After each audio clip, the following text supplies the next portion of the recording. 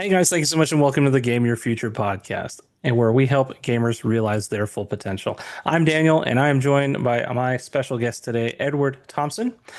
Edward Thompson is a gamer dad, always looking to spend more time with his family, playing games, and is an owner of multiple businesses, especially around real estate investing and personal training. So, Edward, thank you so much and welcome.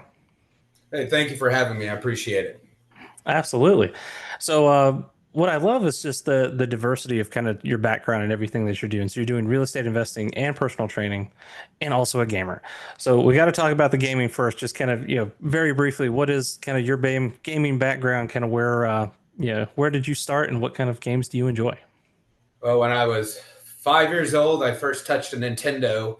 I will have to get my walker out here and get my old IV bags because I'm an ancient man. And I actually touched the original Atari. I actually had the original Atari when I was real little, but then like the Nintendo was the main thing. And my brother, who's about 5 or 6 years older than me, had a copy of the original Final Fantasy, which I had no business playing as a 5 year old. I didn't know what I was doing.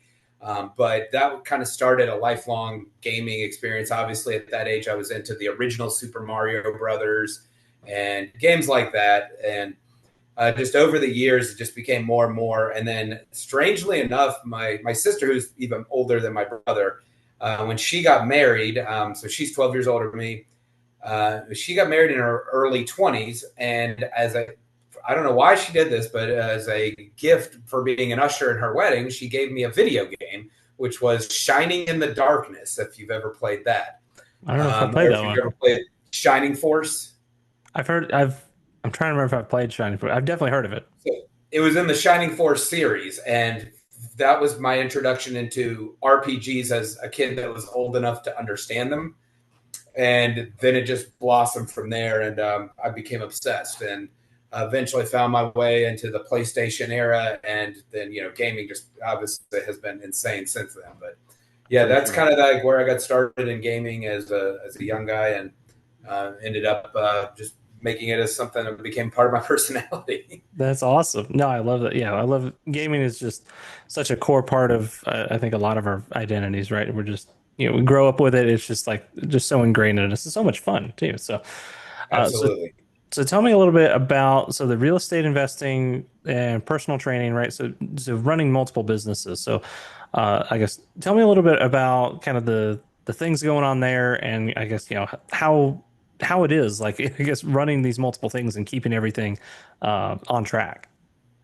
Yeah, it's certainly not easy. I have a day job that's a 1099 job, so that's a business in and of itself. So That's in it's addition production to the driven. that's in addition to the two businesses we're talking about, In right? addition to real Wow. estate and personal training. That one pays the bills, keeps my family fed and happy, and it allows me the ability to do the other two things. Because the main thing about real estate investment is it is about money. I mean, as much as you hate to say, most businesses in the United States, you can start with borrowing other people's money or start on a small budget. Real estate is not one that really lends itself to that. You have to have, at least for your first property, a healthy amount of cash. And if you do it right, you won't have to reinvest that much other capital. But to start, you got to have some money. Yeah. And so, um, after years of saving money and all that, I had a large amount of money saved, and I was like, I'm not doing anything with it. So I had to figure out where I wanted to invest it. And eventually I got into real estate and used that savings to purchase my first property as a short-term rental unit, and then used that. We can get into that later, but there's a process you can use to keep basically improving a property, lending against it, and then snowballing that into the next property, and then the next property, and then the next property. But it is a very slow process. So that was the biggest encumbrance at the beginning, was having the capital, but then figuring out how to spend that capital wisely as well. Gotcha.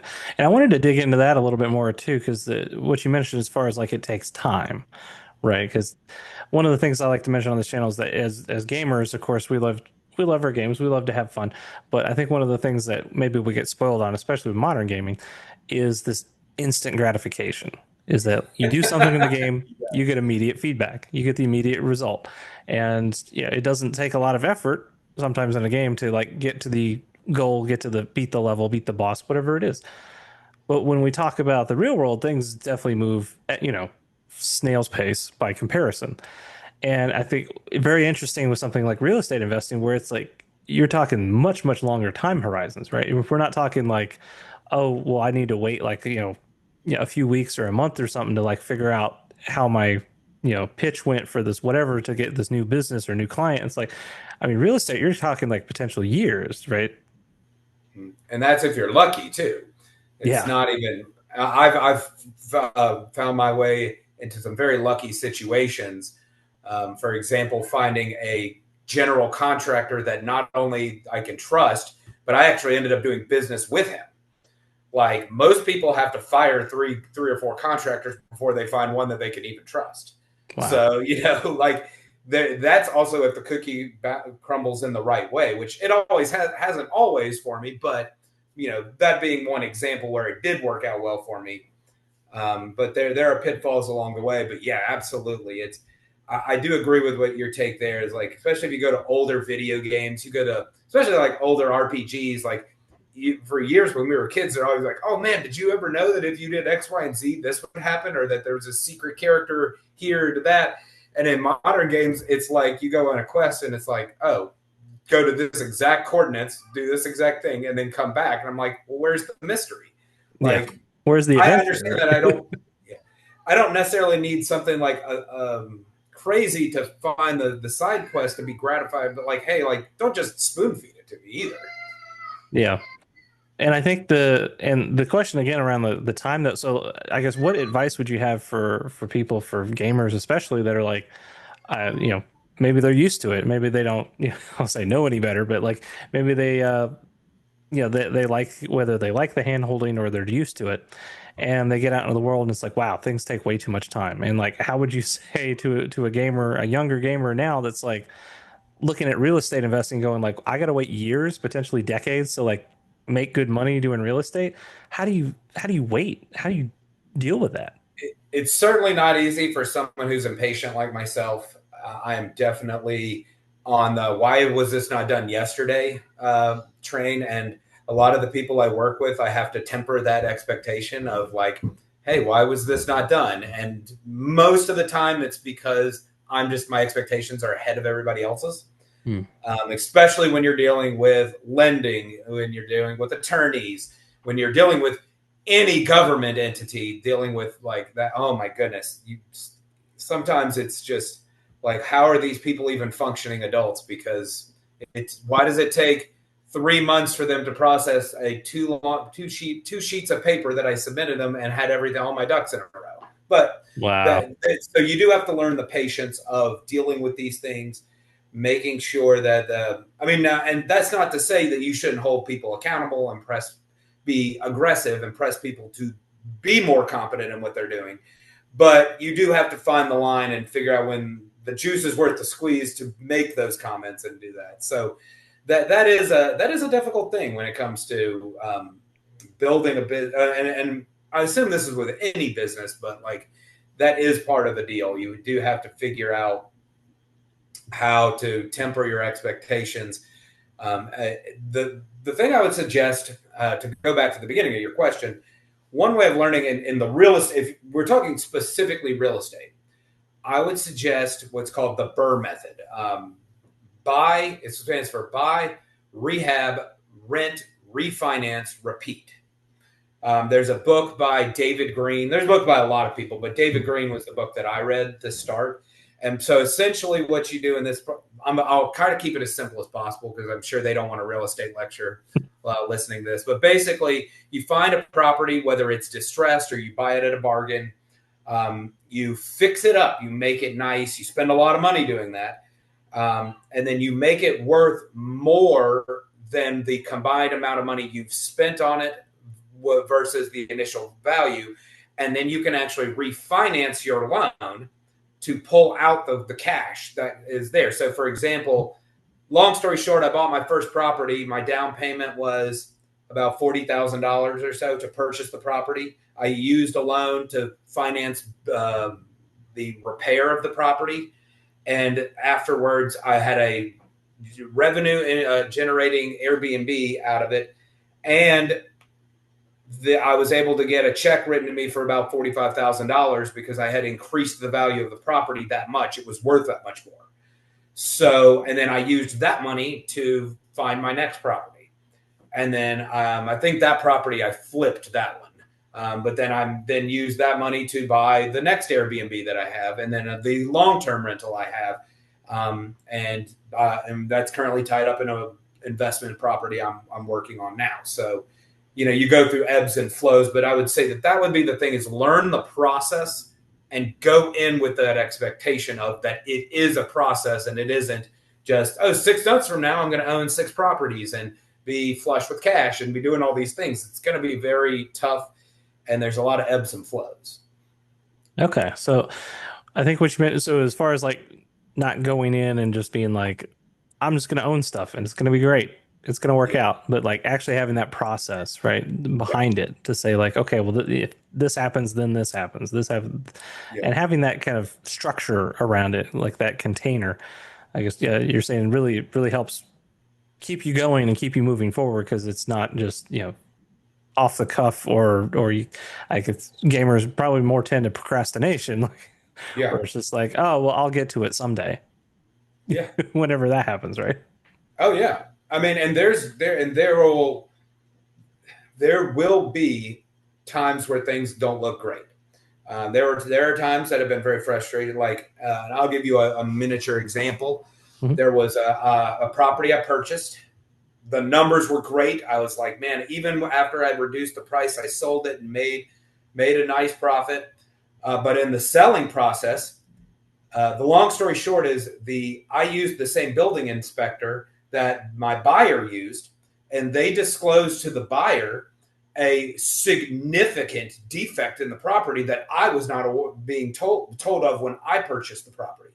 So that took about $20,000 of my profit, because I had to repair this thing. And now I'm embroiled in a 1.5 year long lawsuit against the building inspector because of their incompetence. And I'm probably not going to recoup all of that money just because it takes time and energy. Plus, lawyers are expensive. They bleed money out of you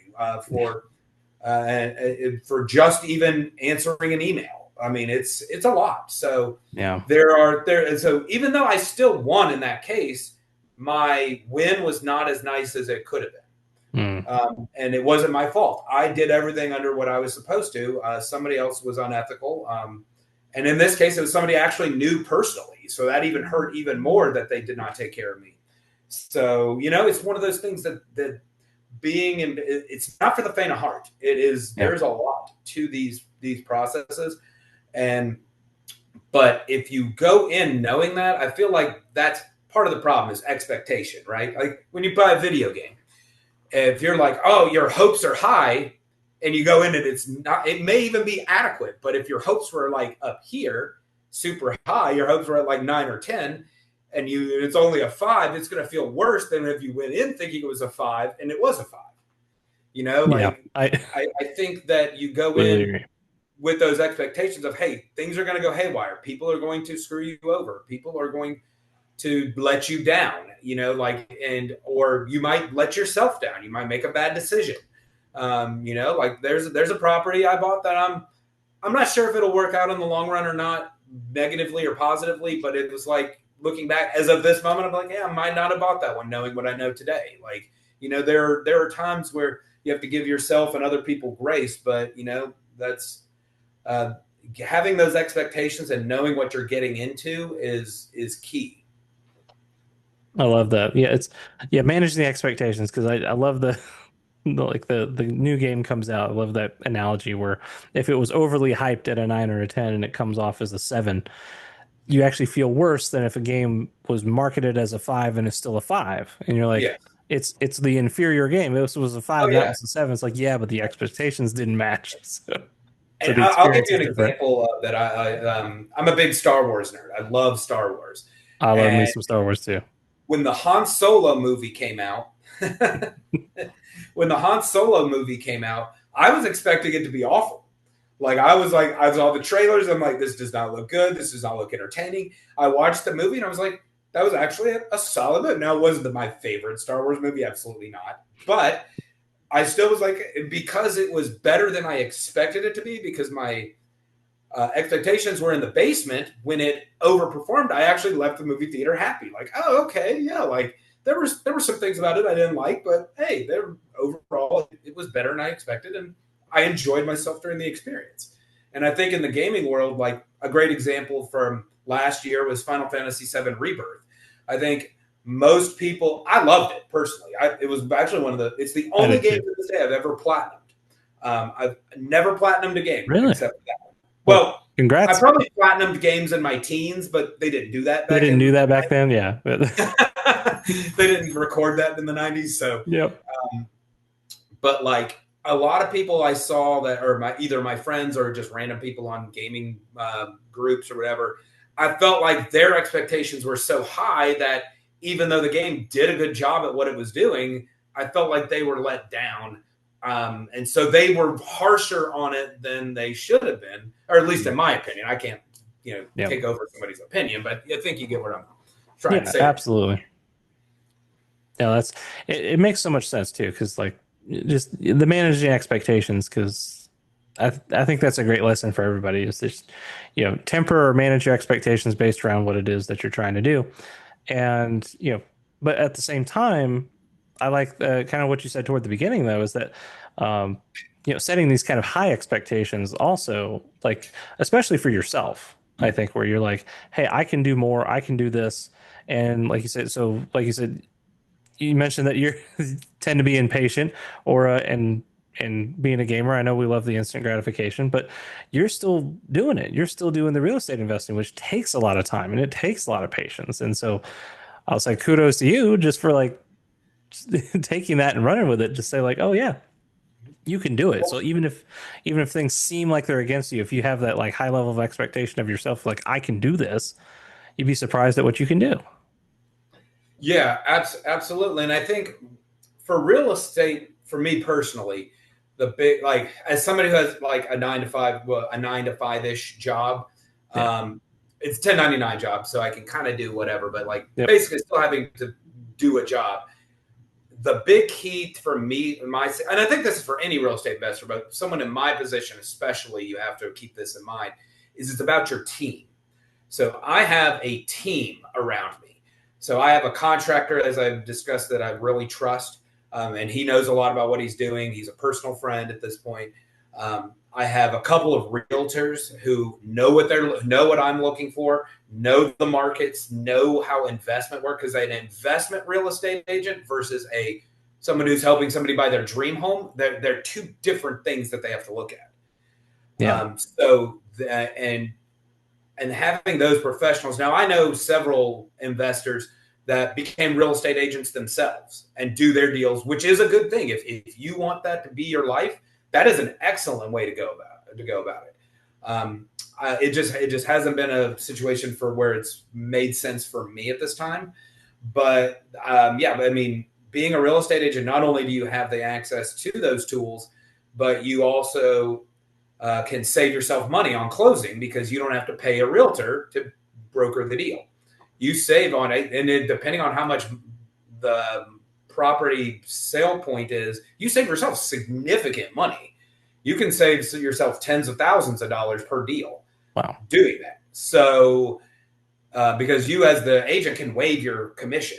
So a lot of investor agents do that. Okay. Yeah, very cool. But because I have that team, I'm able to compartmentalize some of those things. I'm able to let my real estate agent, either they send them to me or I email them, say, hey, here's a house I was looking at, just off the back of the envelope. Does this make sense? Should we go look at it? And 85% of those are like, nah, that's not worth it. It's too high priced, not a good neighborhood, whatever the situation may be, short-term rental ineligible or whatever. So those are things that building that network of people, because as a RPG gamer, I'll equate it to your party. Yep. If if you don't have the right party makeup, you're not going to get past certain bosses. You need the right group to get past your request. And for me, and as a real estate agent, or excuse me, real estate investor, you need that group of people that can help you. You need the lenders, you need the agents, you need the contractors, you need the building inspectors. You know, and it just you have to figure all that out. And I think networking is a huge part of this. I agree. Especially when you're like forming the parties, right? You got to be able to network and actually go out and talk to people to actually figure out like who's good, who isn't, who can you partner with, and like you said, sometimes unfortunately you get burned as a result. Yeah. With some of the bad information or the bad actors out there, but but sometimes you have to go through that, right? And I guess one of the things I know a lot of people think, especially as gamers, because like we can go through and we play, and if something doesn't work out, we can reload. So unfortunately, when we get out into life, it's like, well, there's no reset, there's no reload, there's no like crazy cheat like that. And if you ever find out, please let me know. But but what would you say to people that are like, I guess a little, maybe we'll call it like scared, afraid, or just hesitant to kind of do some of these things because they know that there's these real world consequences that they can't change, right? So maybe they are a Yeah. little fearful. What would you say to them? Yeah, I completely understand that there is fear is a good thing. And I know that's going to sound strange, but fear and when I say anxiety, I don't mean from a clinical standpoint. I mean just general anxiety, like about life. I don't want that to get mixed up because I know people in my life who have clinical anxiety problems. That's a whole different thing. Right. Like anxiety and fear are what drive people, what have drove human beings to get to this point and where we are. Going out and hunting and killing animals is what got human beings to survive and then build cities and blah, blah, blah. So think of it, start there. You have to start there. What is the fear? Now, some fears should keep you from moving forward. Like if you don't have the money to pay the mortgage on a house that you're trying to, whether it's flip, sell, whatever, obviously that's a reasonable fear. Like you don't have the money, don't do it. Right. So when I got under contract for my first property, there were a couple of nights I didn't sleep, where I didn't sleep well because I was like, am I doing the right thing? This is tens of thousands of dollars I'm putting into this house. And if it doesn't work out, it's going to destroy. I had a credit score in the 815 range. I'm like, this will destroy that credit score. If this house gets repossessed and foreclosed and all this stuff, like you have all those what ifs that happen. So yeah, I understand that fear. And that fear is, you should not dismiss the fear, but question why it is you feel that way. And is it something that's just, okay, this is just my internal clock telling me this is something important and it needs to be moved past? Or is it a fear that is legitimate and that, hey, this is telling me this is something I can't accomplish? So, and it's really hard to tell which is which sometimes. But as I sat down and looked through the financials, it was like, okay, look, even if I sell this place in a couple months, and even if I can still break even. Real estate, not always, but is one of the most forgiving industries when you make a mistake, especially because the real estate market has almost always gone up since the 1920s. Houses are worth more every year, and in the last 5 years, it's been insanely exponentially higher than it was even before that. Now, will it continue that way? You don't have a crystal ball, but there's no reason to believe it won't. But my point is you can. I looked at all that and said, rationally, my fears were not founded. We had a good safety net. I did my research on the property, and in fact, because originally when I purchased my first property, I thought it would be a long-term rental. And then I started doing the research, and the day I purchased it, I changed it quickly to a short-term rental mindset because I saw where the house was. It was eligible for it. And I should have known all that ahead of time. And I learned, okay, now here's a series of questions. So I learned from that fear and from that drive that, hey, it will push you to where you need to be as long as you've done the homework. And so, But the bigger question I want to ask, and this is not about real estate, this is about any type of business that you're considering doing, is facing the fear worse than facing the regret 20 years later, where I have to work for this. I mean, let's be honest. Most people I know who work W-2 jobs hate their job. Or more accurately, well, I have a master's in management, and I can tell you the research says most people don't hate their job, they hate their boss. They hate the individuals they work for.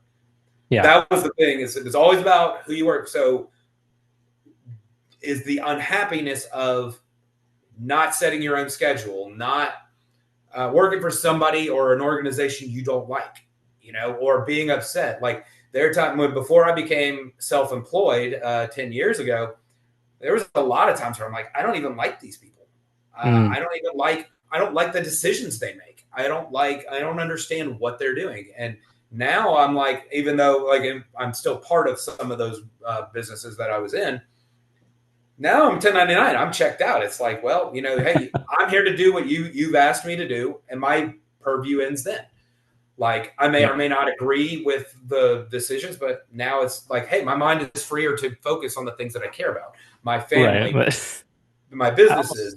I almost wonder, because I've never done the 1099, but so I come from, 15-year W-2, corporate career as well. And I was like, there's definitely I could see what you mean. Like it's the people you work with. Yeah. I'll say for most of that, my immediate supervisor, my boss was good. Actually, I feel very lucky in that regard.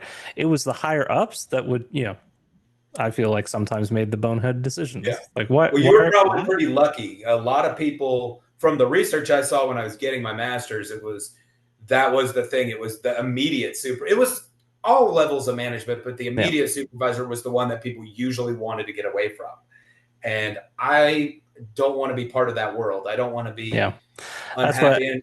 I've heard those kind of stories, and I definitely feel very lucky that my immediate supervisor was always good.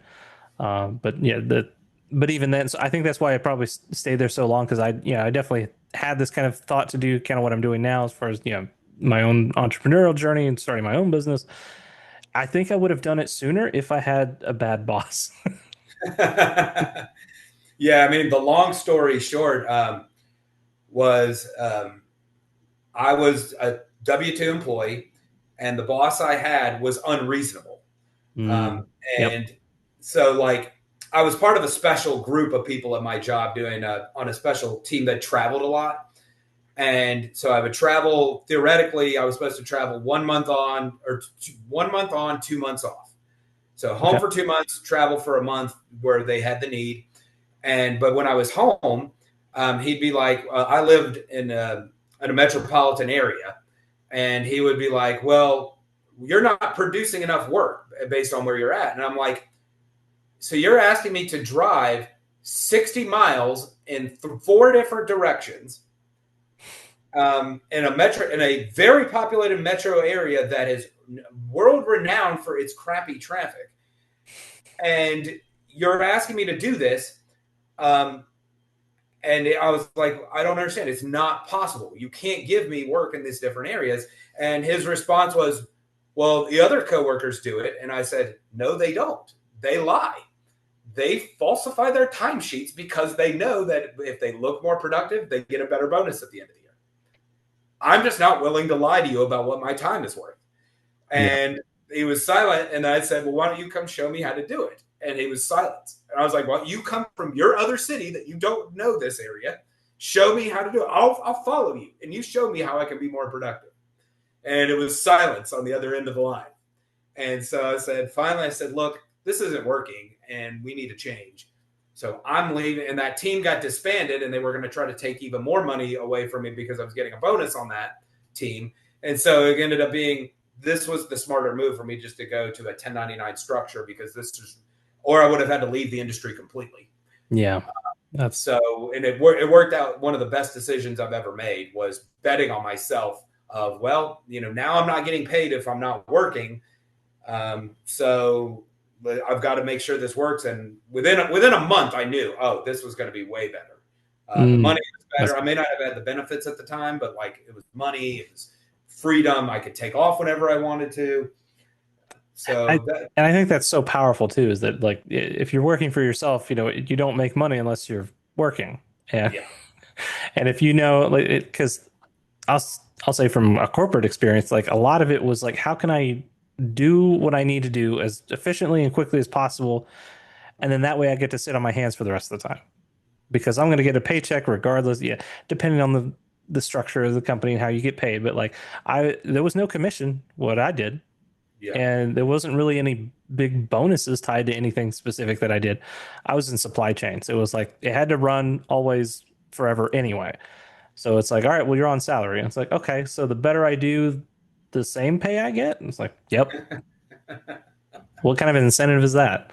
I, I don't understand corporate life at all personally, which is why real estate became an appealing idea of being able to, like, you have a lot of risk and investment up front, but the payoff, it could be so great that you don't have to work as hard. You don't have to be as present. And I can pour my energy, like I can pour my energy into the things I care about. Mainly, I have a 2-year-old daughter, and we hope to grow our family even more in the future. So all my energy goes into her childhood, being there for those moments and being invested. And that, I think, outweighs any amount of money I could make doing anything. And I think that's where, like, people who want to be entrepreneurs, you also got to ask yourself, why are you doing it? Yeah. Why are you doing this? And I'll tell you, I had a meeting with a very wealthy lender. He's a guy who's a out of the box lender. When I say, so there are various types of lenders. There's banks, which I don't recommend generally. There's these special type of lenders that are investment lenders. And then there are these, they're called hard money lenders, for anybody who wants to look it up. But then there are hard money lenders who are like literally a guy that sits on a mountain of cash, and he knows what investors are doing. And so that there's a special loan in the way they work things. And I sat down with this guy, and we had a good relationship. And this guy's very wealthy. He makes a lot of money lending money. He's got a bunch of successful businesses. And I mentioned that, and he said something about, I was like, well, yeah, like we do this so we can do whatever we want to, spend time with our family, take vacations. And he was like, yeah, but I'm too busy but working on deals to go. My kids and wife will go. And I'm like, well, why are you making money then? What is the point of any of the money you make if you're not investing it in the number one thing in your life? And, It's your I time don't have to do be with. Yeah. involved in a particular religious tradition to know that pretty much all of them would tell you your family is the place to invest your money. Yeah. Or sorry, your time. Your time. So how you spend your time is everything, right? Exactly. So absolutely understand. So so much value, I think, here, Edward. And I know as we wind down this particular episode, is there any final thoughts that you have as far as for those looking, maybe it's those looking to get into real estate, and anything we missed as far as gamers looking to to level up, to try to break out and do something cool and interesting. But again, if are they scared? Are they what have we missed? What kind of advice would you give? Yeah, I'd say the main thing that you need to do is surround yourself. You are your community. You are those who you socialize with. If the people you hang out with are all the people who just want to sit around on a Friday night, just eat pizza, drink beer, get drunk, and go to clubs and do all that kind of stuff, you're going to resemble that type of life with them. If you want to, and I'm not saying there isn't a time to let loose and enjoy those things, but if that's all of your circle, but if you surround yourself with people who are investors, who want to invest time and energy into things that make their life better, you want to be around people who want to make more out of their life and their community and their family. That's going to rub off on you. And for me, that's where I met a lot of the people that have pushed me to get into the things that I want to get into. And you learn, and just listening and learning from other people who know what they're doing and that are competent at what they're doing, that's huge. That makes your life better. I'm a gamer, but and as an adult with a family, you have to figure out, okay, when do I have time to play video games? And when do I have time where I need to go to sleep and, or read a book or whatever, or, for me, the big thing is physical exercise. Part of the other thing we mentioned earlier is like personal training is a new business I'm starting up.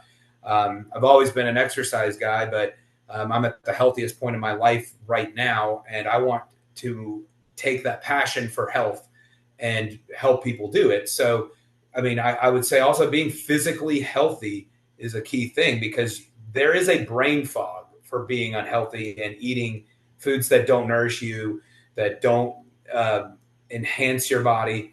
And I've been guilty of that my life, man. Like, I'll go show you some old school pictures of me. You won't even recognize them, man. Oh man.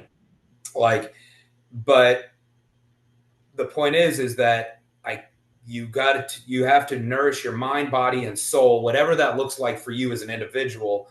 I don't have a cookie cutter for how that works, but I can tell you, being around people that want you to be healthy physically, people that want you to be healthy mentally, people that want you to be driven, those are the people you find and make them your tribe.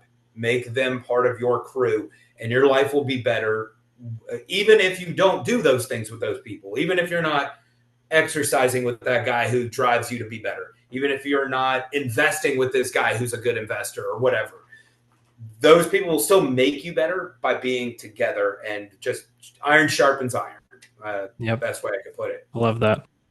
That's fantastic, Edward. And so I guess for those interested in learning more about you, and especially if they're interested in even being, coached or personal trained by you, where can people find you? Yeah, I don't really have an internet presence on my real estate stuff. That's more of just me being an individual goofball and all that. But if you are interested in anything health related, I am a certified personal trainer. I have my Facebook page is Shred with Ed. And my Instagram is Average Ed's Gym, if you get the reference there. Yep. I'm a big movie nerd, so I had to make a dodgeball reference when creating that. But yeah, you can find me those places, and that's the best place to reach me right there. Perfect. All right. Thank you so much for being here, Edward. And before we go, we have one final question, of course, that we ask everyone, which is, of course, what is your favorite video game? I was wondering if you're going to ask. I thought I was about to have to call you out on your own podcast if you'd forgotten. Just kidding. At the end. No, I would say my favorite all-time individual game I know it's cliche to say, Final Fantasy VII. It's 7? Yeah. It's cliche for a reason. It was classic. You didn't see a lot coming with the big plot points. It was just a well-done, and it's funny because it's one of those games that as I've gotten older, it's amazing how I'm 40 years old. The game came out when I was 16, something like that. And even today, like every time I replay it, I'm like, man, there's a lot more depth to this game than I realized initially playing. And it wasn't just, spiky haired guy and, risque dressed women fighting, to save the world. There was a lot going on in these games. Yeah. The remake games I personally, I think Rebirth and Remake have been excellent. And they may not have been perfect for everything I wanted, but hey, I'm enjoying it. And I would say that was my favorite individual game, and Final Fantasy in general is my favorite series. I love that. Yeah, big fan of the Final Fantasy series myself, so absolutely love that answer. And you're not the first to give that answer, and maybe that is partly cliche, but I love that line. Is like, it's cliche for a reason, right? There's a lot of things that are cliche, and they're cliche for a reason because I'll give you a less cliche reason as a backup. Okay. I'll pick Shining Force 2. One of the original tactics-based RPGs for Sega Genesis. They don't really make games like that much anymore. Even the Final Fantasy Tactic-ish games are a little different. It was a very simple game for its era, but that game made an impression on me, where collecting all these different characters that do different things, moving them across the board like chess pieces. That's I don't know why, but that's just one of my favorites right there. I love me some Final Fantasy Tactics and the Disgaea series, if you played that. I played one or two, and they're enjoyable. Oh yeah, so looking forward to the Tactics remake coming out. That looks like it's going to be. I'm excited for that too. So as of recording, the Tactics remake is not out yet, but I'm very excited to pick that up. So gosh, this has been fantastic, Edward. Thank you so much for being here. Love hanging out, talking video games, and just seeing how awesome, gamers like yourself have been successful out in the world. So thank you for that. And guys, if you're interested to learn more, definitely check out, if you're looking for that personal training, coaching, check out Edward. And if you're looking to level up your own career, life, especially around business, entrepreneurship, and breaking that glass ceiling at work, definitely check me out, dragonmorexp.com, so you can learn how to take your gaming and actually apply it to real life. Very cool. So, guys, thank you so much for watching. Thank you so much for listening. And remember, stay awesome, and we'll see you in the next one.